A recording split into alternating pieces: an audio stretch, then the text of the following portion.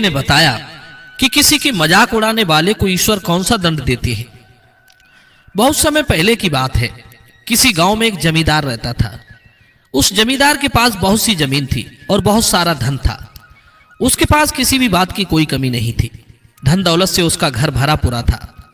संतान की खातिर उस जमींदार ने 3 विवाह कर लिए थे, क्योंकि उसके घर में कोई संतान नहीं थी, जिसकी वजह से वो लगातार विवाह करता रहा। उसने जब 3 विवाह कर लिए तो उन 3 पत्नियों में से किसी भी पत्नी को संतान नहीं हुई। यह बात उस जमींदार को बहुत चिंतित करने लगी। लेकिन वो जमींदार दूसरों की मदद करने में बहुत ही आगे रहता था और हमेशा दूसरों की मदद किया करता था। अगर किसी को भी किसी चीज की कमी होती तो वो अपने घर से उसे पहुंचा देता था। उस जमींदार से गांव के लोग भी बहुत ही प्रसन्न रहते थे। लेकिन जमींदार का दुख उन गांव के लोगों को भी बहुत दुखी करता था। वे सोचते थे कि जमींदार कितना अच्छा व्यक्ति है, लेकिन इसके कोई संतान नहीं है। इस बात का दुख हमें भी बहुत होता है। धीरे धीरे समय गुजरता चला गया। एक दिन अचानक एक गांव के व्यक्ति ने आकर उस जमींदार को बताया कि पास में ही थोड़ी दूर पर एक महात्मा जी रहते हैं। तुम उनके पास चले जाओ, उनके पास तुम्हारे लिए कोई ना कोई उपाय जरूर होगा। वे तुम्हें जरूर बताएंगे और वो तुम्हारा दुख दूर कर देंगे, क्योंकि मैंने सुना है उनके पास जो भी जाता है वो कभी खाली हाथ नहीं लौट कर आता। प्रिय बंधुओं, ये सब सुनकर वो जमींदार दूसरे ही दिन वहां से उन महात्मा जी के पास चल देता है। चलते चलते वो उन महात्मा जी के पास पहुंच जाता है और वहां पहुंचकर हाथ जोड़ करके उन्हें प्रणाम करता है। महात्मा जी उसका सारा दुख समझ लेते हैं, क्योंकि वे बहुत ही पहुंचे हुए सिद्ध महात्मा थे। और फिर वे उस जमींदार से पूछते हैं कि बेटा, तुम्हें क्या परेशानी है, किस लिए हमारे पास आए हो? तब जमींदार उन महात्मा जी से कहता है, बाबा जी, मेरे पास किसी बात की कोई कमी नहीं है, लेकिन मेरे कोई संतान नहीं है। संतान की वजह से मैंने 3 शादी कर ली, लेकिन मेरी एक भी पत्नी को अब भी कोई संतान नहीं है। इस बात से मुझे बड़ा दुख है। तब महात्मा जी कहते हैं, बेटा, तुम चिंता मत करो, तुम्हारा सारा दुख दूर हो जाएगा। मैं तुम्हें एक फल देता हूं, इसके तुम अपनी पत्नियों को 3 टुकड़े करके एक एक टुकड़ा दे देना, और उसके बाद तुम्हारी 3 पत्नियां गर्भवती हो जाएंगी। मित्रों, अब तो जमींदार ने वैसा ही किया।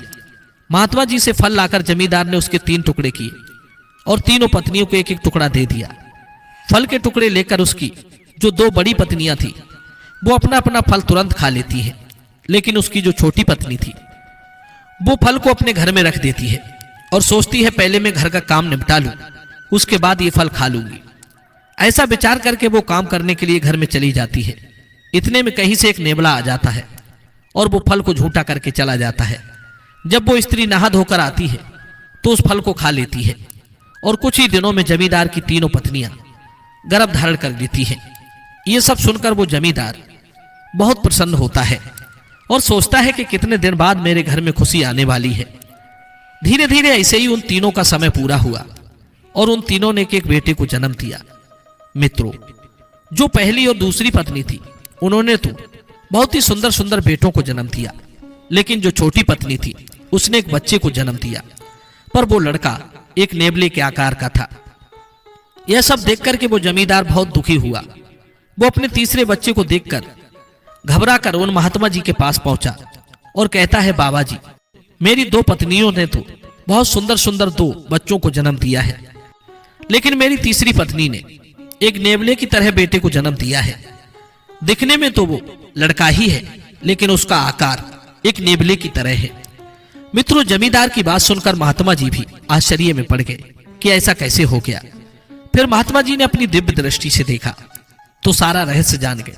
उन्होंने जमींदार को बताया कि तुम्हारे घर में नेवले जैसा बेटा इसलिए आया है क्योंकि तुम्हारी छोटी पत्नी ने नेवले का झूठा फल खाया है। लेकिन तुम चिंता मत करो, इसमें तो मैं कुछ कर नहीं सकता, लेकिन तुम्हारा ये बेटा बुद्धि में बहुत तेज होगा और आगे चलकर वो बहुत ही सुंदर और गुणवान बन जाएगा।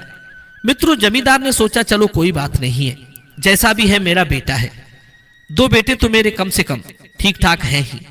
ये सब विचार करके वो वहां से अपने घर आ जाता है। फिर उन 3 का नामकरण करवाता है। कुछ दिन बाद जब उनके बच्चे धीरे धीरे बड़े होने लगते हैं तो जमींदार की 3 पत्नियों में आपस में झगड़ा होने लगता है। जमींदार की जो छोटी पत्नी थी वो बड़ी ही सीधे स्वभाव की थी, लेकिन बड़ी वाली दोनों बड़ी घमंडी थी। वो छोटी वाली को ठीक से भाव नहीं देती थी। जब उन तीनों में आपस में झगड़ा होने लगा तो जमींदार इस बात से बहुत परेशान था।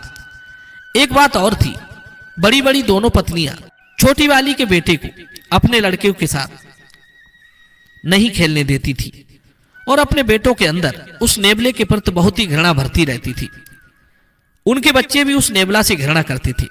एक दिन जमींदार ने विचार किया कि मेरे पास धन की तो कोई कमी नहीं है, क्यों ना मैं इन तीनों के लिए अलग अलग मकान बनवा दूं। मित्रों, वैसा ही हुआ। जमींदार ने तीनों के लिए अलग अलग मकान बनवा दिए और वे तीनों पत्नियां अलग अलग मकानों में रहने लगी। इधर जो दो बेटे थे वो तो एक साथ खेलते थे, लेकिन जो नेबला की तरह था वो बेटा बेचारा अकेला ही खेलता रहता था और उसका सभी लोग मजाक उड़ाते थे। गांव के लोग भी बहुत उसकी हंसी उड़ाते थे। उससे कहते थे नेबला भाई, क्योंकि वो नेबले की तरह था। उसे कभी भी उसके नाम से नहीं पुकारा जाता था, लेकिन वो कभी इस बात से कभी दुखी भी नहीं होता था। वो सोचता था कि भगवान ने मुझे ऐसा आकार दिया है, इसी वजह से सब लोग मुझे नेबला नेबला कहकर बुलाते हैं। धीरे धीरे वक्त गुजरता चला गया। समय के साथ जमींदार के तीनों बेटे जवान हो जाते हैं।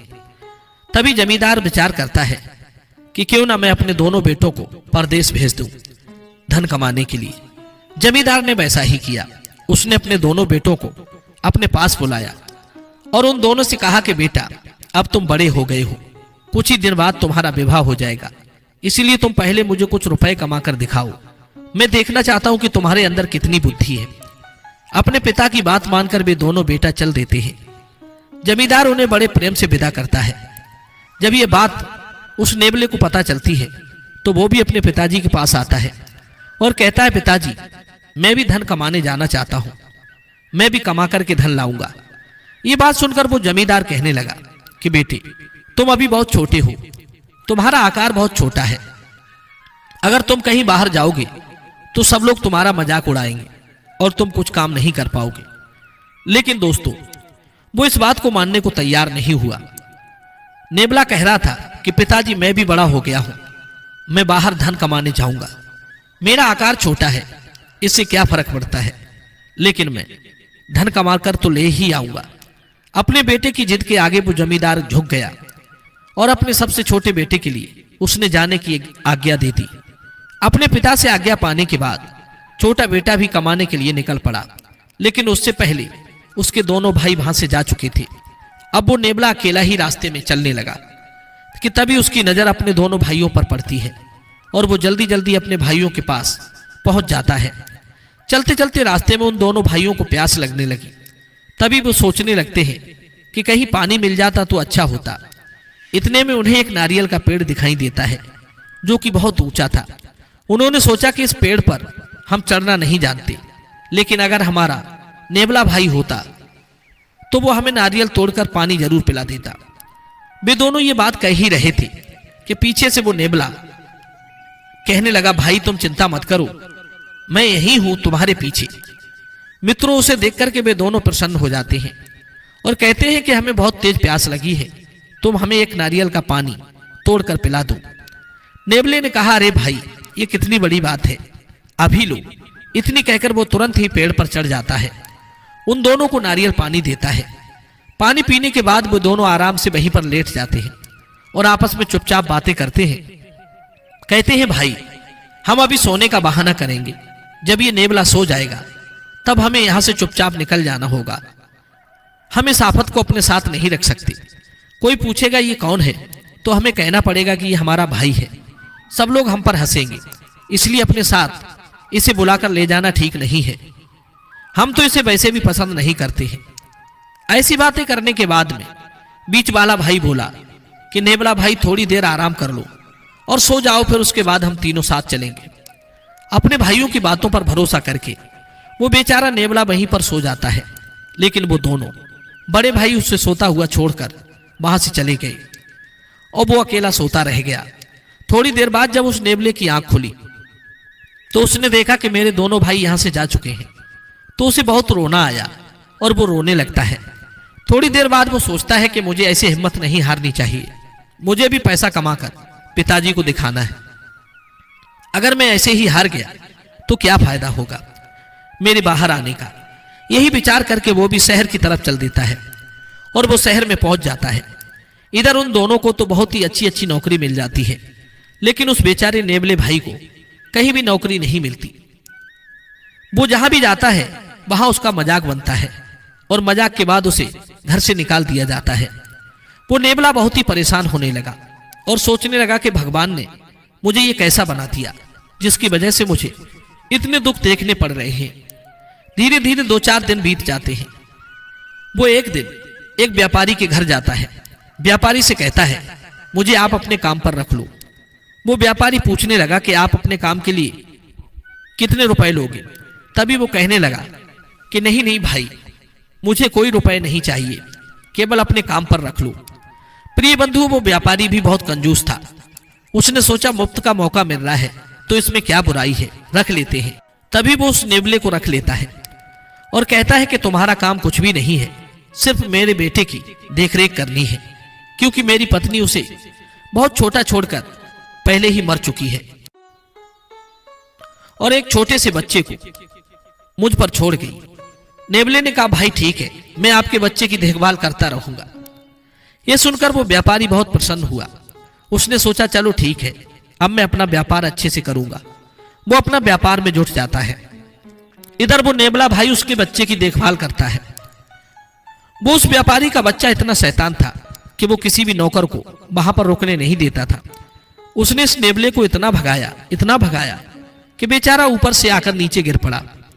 जब व्यापारी अपने काम से वापस आया तो उसने बच्चे की शिकायत व्यापारी से की। व्यापारी ने अपने बच्चे को तो नहीं डांटा, उसकी बातों पर हंसने लगा और ताली पीटने लगा। कहने लगा, मेरा बच्चा बहुत शैतान है, यहां किसी नौकर को रोकने नहीं देता है। पता नहीं कितने नौकर आए और चले गए। इसमें किसी की आंख फोड़ी तो किसी का कान तोड़ा। इसने किसी भी नौकर को यहां पर ठहरने नहीं दिया और तुम इसकी शिकायत मुझसे कर रहे हो। अगर तुमसे ये जिम्मेदारी नहीं उठाई जाए तो ठीक है, तुम चले जाओ। सज्जनों, उस व्यापारी की बात सुनकर नेबले को गुस्सा तो बहुत आया। सोचा कि मैं छोड़कर चला जाऊं, लेकिन फिर वो विचार करता है कि अगर मैं यहां से चला गया तो मुझे कहीं भी नौकरी नहीं मिलेगी, इसीलिए मुझे अपनी बुद्धि का प्रयोग करना पड़ेगा। बंधु, 1-2 दिन वो उस व्यापारी के लड़के की शैतानी को बर्दाश्त करता है। फिर उसने अपनी बुद्धि का प्रयोग किया और सोचा कि अब ऐसे काम नहीं चलेगा। उसने देखा कि व्यापारी इतना धन जमा कर रहा है, ये सारा धन उसका बेईमानी का है। उसके घर में इतना सारा पैसा भरा पड़ा है और ये व्यापारी उसे छिपा छिपा कर रखता है। मित्रों, उसने बुद्धि का प्रयोग किया। उस लड़के से कहा कि बेटा, तुम्हें भूख लगी है? तो वो लड़का कहता है, हाँ मुझे भूख लगी है, बहुत तेज भूख लगी है। तो नेबला भाई कहता है कि मैं तुम्हें खाना नहीं दूंगा, ऐसे ही रहो भूखे। तभी वो लड़का बोला कि आप मुझे खाना क्यों नहीं दोगे? तभी वो कहने लगा, अगर तुम खाना खाओगे तो फिर पानी नहीं पियोगे, और पानी पियोगे तो खाना नहीं खाओगे, नहीं तो मैं तुम्हें बहुत मारूंगा। अभी तो तुम्हारे यहां पिताजी भी नहीं है। अब लड़का उससे डरने लगा और कहता है कि नहीं नहीं, मुझे खाना दे दो, बहुत तेज भूख लगी है। तब वो कहने लगा कि अब तुम परेशान तो नहीं करोगे? तब उस लड़के ने कहा, नहीं, मैं बहुत ही शांत रहूंगा और ना तुम्हें परेशान करूंगा। ये सुनकर नेबला कहने लगा, तो ठीक है, लेकिन पहले तुम्हें मेरे प्रश्न का जवाब देना होगा। तुम ये बताओ कि तुम्हारे पिताजी धन को कहां कहां पर छुपा कर रखते हैं? लड़के ने पहले विचार किया कि अगर मैं बता देता हूं तो पिताजी की डांट पड़ेगी, और अगर नहीं बताता हूं तो मैं भूखा मारा जाऊंगा।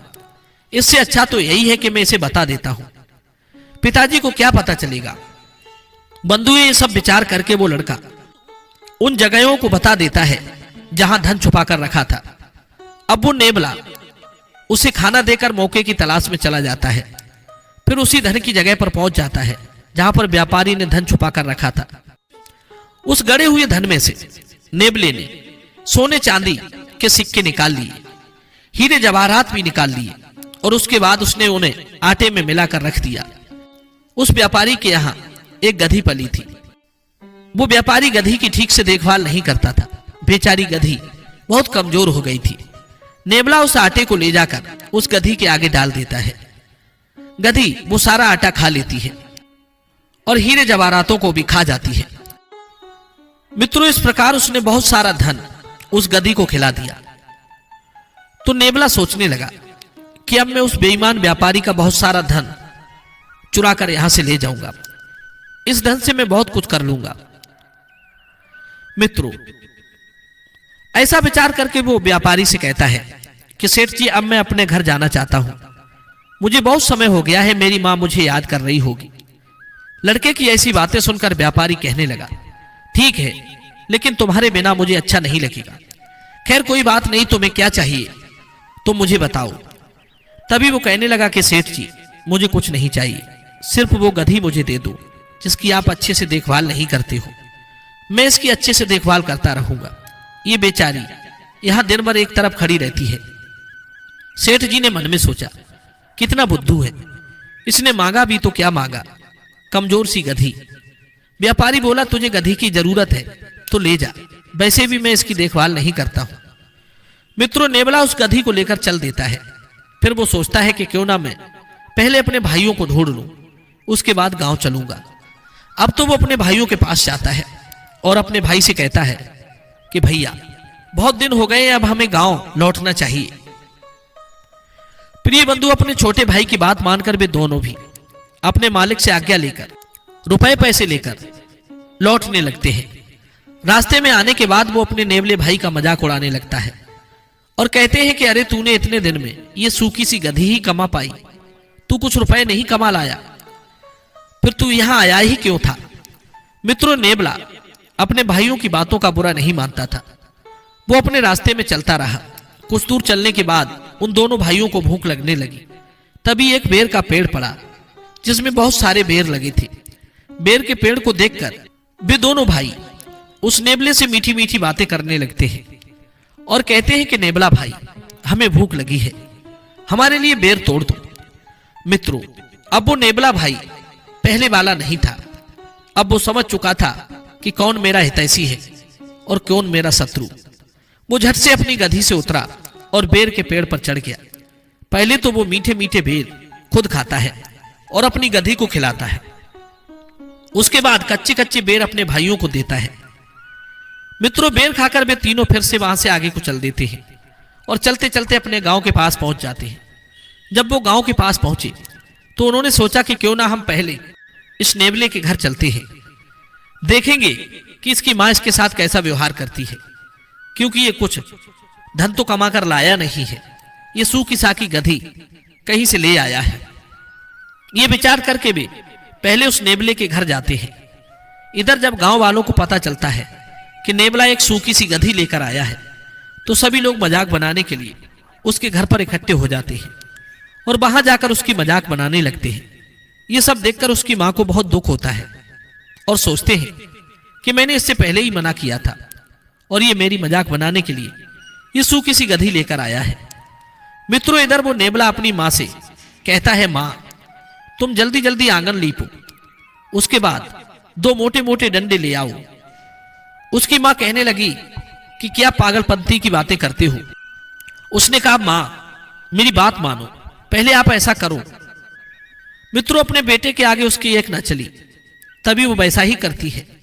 जल्दी जल्दी उसने आंगन को लीपा और मोटे मोटे डंडे लाकर रख दिए। उसके बाद वो नेवला गधी को बीच आंगन में खड़ा कर लेता है और एक एक डंडा जोर से मारने लगता है। तभी वो डंडों की वजह से लीद करना शुरू कर देती है, जिससे सोने की मोहरें और हीरे असरपियां निकलने शुरू हो जाते हैं। मित्रों, ये देखकर सब लोग आश्चर्य में रह जाते हैं और कहते हैं ये तो कोई जादू है। जब ये दृश्य वे दोनों भाई देखते हैं तो उन दोनों भाइयों के मन में लालच आ जाता है। विश्वास से हैरान रह जाते हैं। उनकी आंखों के सामने वो डंडा मारता जाता है, वैसे ही गधी के पेट से सोने की मोहरें और असरपियां निकल आती हैं। फिर उसकी मां सब कुछ बटोर कर अपने घर में रख लेती है। तब वे दोनों भाई उस नेवले भाई के पास जाते हैं और कहते हैं, भैया क्या आप अपनी गधी बेचोगे। अपने भाइयों की बात सुनकर नेवला कहता है कि ये गधी मैं तुम्हें दे तो दूंगा, लेकिन इसके बदले में जो पैसे तुम कमा कर लाए हो वो सारे पैसे तुम्हें मुझे देने होंगे। मित्रों, वे दोनों भाई बिना सोचे विचारे बोल देते हैं, ठीक है, हम तुम्हें ये सारे रुपए पैसे देने को तैयार हैं। वे दोनों सोचने लगे कि जितना धन हम कमाकर नहीं लाए हैं उतना धन तो हम इस गधी से निकाल लेंगे। ये सब विचार करके वे दोनों अपने अपने रुपए उस नेबले भाई को दे जाते हैं और उस गधी को लेकर अपने घर पहुंच जाते हैं। बंधु, ये बात तो पूरे नगर में फैल चुकी थी। नेबला भाई एक गधी को लेकर आया है जो कि जादुई गधी है। सब लोग उस गधी को देखने के लिए आते हैं। इधर उन दोनों की माओ ने पहले से ही आंगन लीप रखा था। उन दोनों ने अपनी माताओं से कहा कि मोटे मोटे डंडे लेकर आओ। वे दोनों मोटे मोटे डंडे लाकर अपने बेटे को देती हैं। तभी वे दोनों उन मोटे मोटे डंडों से उस गधी को पीटते हैं और वो गधी जैसे ही लीद करती है तो एक सिक्का निकल आता है। उसे देखकर वे सोचते हैं कि ये वाकई में जादुई गधी है। फिर तो वे दोनों उस गधी की पीठ पर डंडे बरसाने लगते हैं, लेकिन उस गधी से एक भी सिक्का नहीं निकला। उन्होंने डंडे मार मार कर गधी को अधमरा कर दिया, लेकिन कोई भी पैसा उससे नहीं निकला। फिर कुछ देर विचार करने के बाद वे सोचते हैं कि हमें तो उसने बोला पैसे निकलेंगे, लेकिन लगता है उसने हमें मूर्ख बना दिया। अब हम ये गधी उसी को वापस कर देते हैं। इसे कौन खिलाएगा पिलाएगा। मित्रों, वो गधी उन्होंने ले जाकर उस नेबले भाई के घर पर छोड़ दी और बोले, ले भाई, अपना तोहफा अपने पास रख, हमें इसकी कोई जरूरत नहीं है। इतना कहकर वे दोनों वहां से वापस चले गए और इतना कहकर और मन ही मन कोसने लगे कि हमने जो रुपए कमाए थे वो भी चले गए। तब उससे छोटा वाला कहता है, भाई उस गधी से जान तो छूट ही गई, अब ये नेबला खुद उसे खिलाएगा पिलाएगा। रहे हमारे पैसों की बात, तो रुपए पैसे हम फिर दोबारा से कमा लेंगे। ऐसा विचार करके वे दोनों मन में तसल्ली बांध लेते हैं। धीरे धीरे कुछ समय और बीतता है। उधर उस नेबले ने उस गधी को खिला पिलाकर खूब मोटा ताजी बना लिया। अब वो जहां भी जाता था उस गधी को साथ लेकर जाता था। गांव वाले उसे देख देख कर फिर से उसकी मजाक बनाते थे, लेकिन वो किसी की भी परवाह नहीं करता था। बंधुओं, उधर जमींदार को अपने बेटे की शादियों की चिंता होने लगी। सोचने लगे कि क्यों ना मैं इन दोनों का विवाह कर दूं। छोटा वाला तो नेबले की तरह दिखता है, उसका तो कोई विवाह करेगा नहीं, लेकिन इन दोनों का विवाह कर देता हूं। जमींदार ने ऐसा ही किया। उन दोनों के लिए अच्छी अच्छी लड़कियों को देखकर जमींदार ने विवाह कर दिया। बस एक वो नेबला रह गया। जमींदार उस नेबले को लेकर भी चिंतित रहता था। सोचता था कि कहीं से अगर अच्छा रिश्ता मिल जाता तो मेरे इस बेटे का भी विवाह हो जाता, लेकिन ऐसा कौन करेगा। ये सब विचार करके वो जमींदार बहुत ही दुखी होता है। इधर उस नेबले की मां भी बहुत कमजोर हो चुकी थी, बुढ़ापा आ चुका था। अब उससे ज्यादा काम भी नहीं होता था। वो बीमारियों से घिर गई थी। पहले तो वो सारा काम कर लेती थी, लेकिन अब उससे काम नहीं होता है। उधर वे दोनों आराम से बैठकर खा रही थी, क्योंकि उनके बेटों की बहुएं आ चुकी थी। इसलिए जमींदार की बड़ी बड़ी पत्नियों की तो जिंदगी चैन से कट रही थी, लेकिन छोटी पत्नी की जिंदगी बहुत मुश्किल भरी थी। वो सोचती थी कि कहीं से मेरे बेटे का विवाह हो जाता तो मैं भी परेशानी से मुक्त हो जाती। दोस्तों, ऐसा विचार करके वो भी बहुत दुखी होती है। एक दिन की बात, उस नेबले की मां को बुखार आ गया और बुखार आने की वजह से उस पर बिल्कुल भी उठा नहीं गया। तब नेबले ने उल्टा सीधा खाना बनाया और उसके बाद स्वयं खाया और अपनी मां को खिलाया। एक दिन नेबला अपने बड़े भाइयों के घर पर खाना मांगने गया तो उन्होंने उसे वहां से भगा दिया। वे दोनों तो उससे पहले से ही जलती थी, उसे एक आंख भी नहीं देखते थे। तभी उसने खुद ही खाना बनाकर अपनी मां को खिलाया और खुद भी वही खाना खा लिया। दोस्तों, उसकी मां अब तो ठीक होने का नाम नहीं ले रही थी। अब वो दिन रात चारपाई पर लेटी रहती थी, क्योंकि उसके शरीर में बिल्कुल शक्ति नहीं थी जिससे वो उठकर खड़ी हो जाती। अब सारा काम वो नेबला ही करता था। धीरे धीरे ऐसे ही दिन गुजरते गए। एक दिन की बात, नेबला भाई सो रहा था कि उसने खटपट की आवाज सुनी। उसने सोचा कि लगता है आज हमारे घर में चोर घुस आए। ऐसा विचार करके वो अपने घर की छानबीन करता है, लेकिन वहां कोई नहीं था। तभी उसने विचार किया कि शायद मेरा भ्रम होगा। ये विचार करके वो सो जाता है। जब उसकी सुबह आंख खुलती है तो उसने देखा सारा घर साफ सुथरा है, रसोई घर में भोजन बना हुआ रखा है। ये सब देखकर वो चौंक जाता है और सोचता है कि ये सब किसने किया, लेकिन उसे खुशी भी बहुत होती है। उसने सोचा पहले भूख लगी है, खाना खा लेता हूं, उसके बाद देखूंगा। फिर उसने खाना अपनी मां को खिलाया और खुद खाया। उसके बाद आराम से रहने लगा। धीरे धीरे ऐसा होते 2-4 दिन बीत गए। उसने सोचा आखिरकार ऐसा करता कौन है, आज मैं इस बात का पता जरूर लगाऊंगा। ये सब विचार करके नेवला उस रात को सोया नहीं। वो उसका इंतजार करने लगा। आधी रात के बाद फिर से खटपट होती है और वो अपने कमरे से उठकर खड़ा हो जाता है। तभी देखता है कि जो गधी थी उसका दरवाजा खुला हुआ था। गधी के गले में रस्सी नहीं थी। देखते ही देखते वो गधी एक सुंदर परी बन गई, जो दिखने में बहुत सुंदर थी। वो परी उसका घर साफ सुथरा करती है। ये सब देखकर वो नेवला बेहोश हो जाता है। जब उसकी सुबह आंख खुलती है तो वह एक कोने में पड़ा हुआ मिलता है। उसे वो सारी बातें याद आती थी। अब तो वो दौड़ता हुआ अपनी गधी के पास जाता है और गधी से कहता है कि तुम कौन हो, कहां से आई हो। लेकिन वो गधी तो ढेंचू ढेंचू के अलावा कुछ नहीं कहती थी। वो फिर से बोलता है कि तुम कौन हो, कहां से आई हो। तो उसके पूछने पर गधी ने फिर ढेंचू ढेंचू कर दिया। ये सब देखकर वो परेशान हो जाता है और फिर वापस जाकर अपने कमरे में लेट जाता है। फिर वो सोचता है कि आज मैं जरूर पता करूंगा कि ये कौन है जो रात में स्त्री बन जाती है। अगले दिन फिर शाम होती है और उस रात को उसने अपनी उंगली में चीरा लगा लिया।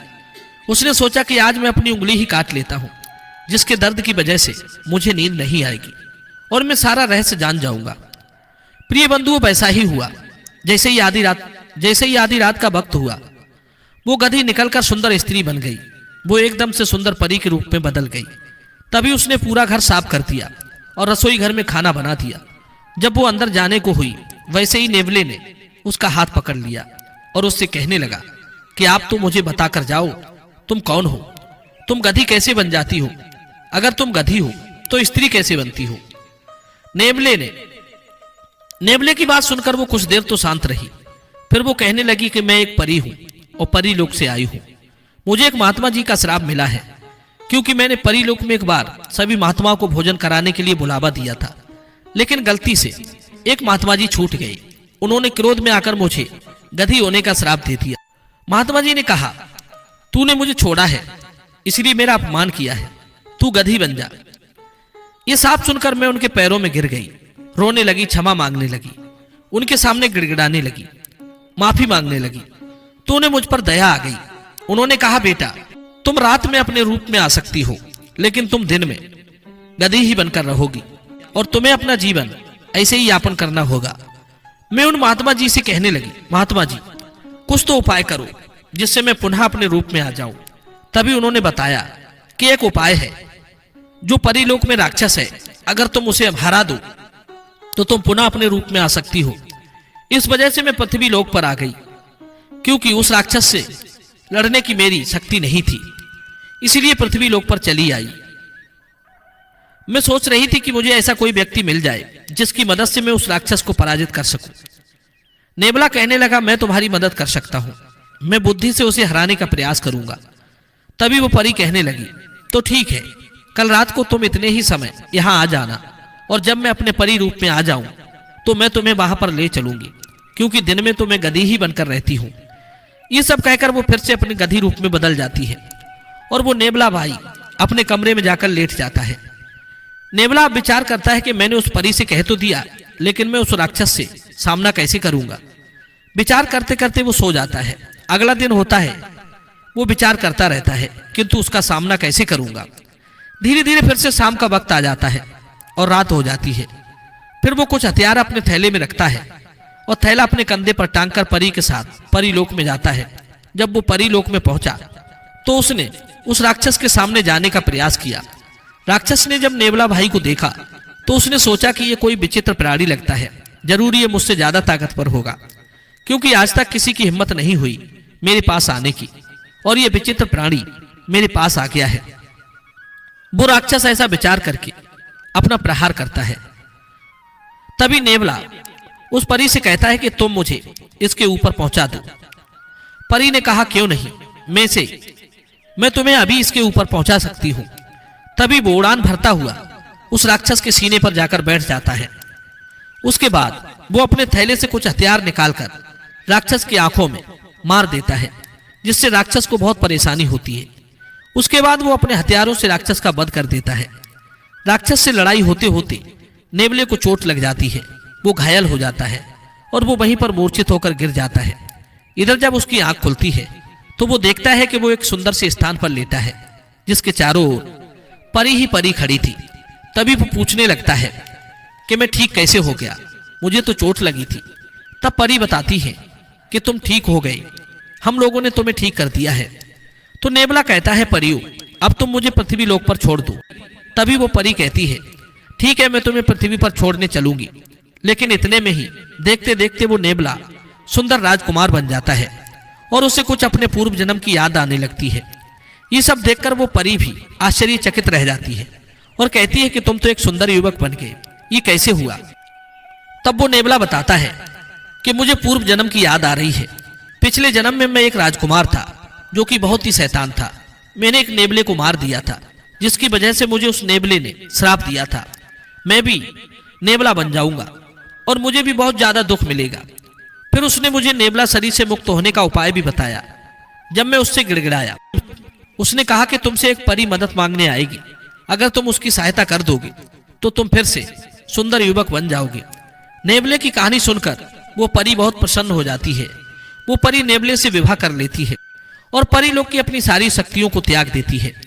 फिर उसके बाद वे दोनों पृथ्वी लोक पर आते हैं। इधर जब उसकी माँ सुंदर पुत्र और बहू को देखती है तो बहुत खुश होती है। मित्रों, सारे गांव में ये बात फैल गई कि नेवला भाई बहुत सुंदर राजकुमार बन गया है। अब तो उसे देखने के लिए पूरा गांव एकत्रित हो गया और उसे देखने आया। उसके गांव में बाबा होने लगी। इधर जब ये बात उन दोनों भाइयों को पता चलती है तो वे बहुत मन ही मन जलते हैं, शर्मिंदा होते हैं, क्योंकि अब उसकी बहुत ही सुंदर पत्नी थी और खुद भी बहुत सुंदर हो चुका था। प्रिय बंधु, अब तो वो नेवला गांव का चहेता बन गया था, क्योंकि वो भी अपने पिता की तरह सबकी मदद करता था और किसी को भी अपने घर से खाली नहीं भेजता था। अब उसकी जिंदगी में खुशहाली आ गई थी। मित्रों, इस कहानी से सीखने वाली बात यह है कि हमें किसी के रूप की मजाक नहीं उड़ानी चाहिए, न किसी से घृणा करना चाहिए। ईश्वर ने जिसे जैसा बनाकर भेजा है वो ठीक ही होता है। यदि हम किसी की निंदा करते हैं, किसी के रूप की हंसी उड़ाते हैं, किसी को अपने रूप गुण बल में हीन समझते हैं, परमात्मा ऐसे लोगों को दंडित करते हैं, क्योंकि कहते हैं ऐसे लोगों के साथ परमात्मा की विशेष कृपा जुड़ी होती है जो कुरूप होते हैं, अंगहीन होते हैं। मगर हंसी उड़ाने वाले को परमात्मा दंड जरूर देता है। सब अपने अपने कर्मों का भोग भोगने के लिए आते हैं। अगर हम किसी की मजाक उड़ाते हैं तो हमें भी अगले जन्म में मजाक का पात्र बनना होता है। ऐसे अनेकों प्रमाण हैं जो किसी का अपमान करने के कारण पशु पक्षी बन गए। परमात्मा ने आपको सुंदर बनाया है, धनवान बनाया है, गुणवान बनाया है, तो किसी को नीचा दिखाने के लिए नहीं, बल्कि स्वयं को विकसित करने के लिए। जो लोग अपने ऐश्वर्य का दुरुपयोग करते हैं उनसे उनका ऐश्वर्य छीन लिया जाता है। मित्रों, ये कहानी कैसी लगी कमेंट सेक्शन में अपनी राय देना। मिलते हैं आपसे अगली वीडियो में एक और ज्ञान चर्चा के साथ। आप सभी का बहुत बहुत धन्यवाद। जय श्री कृष्ण।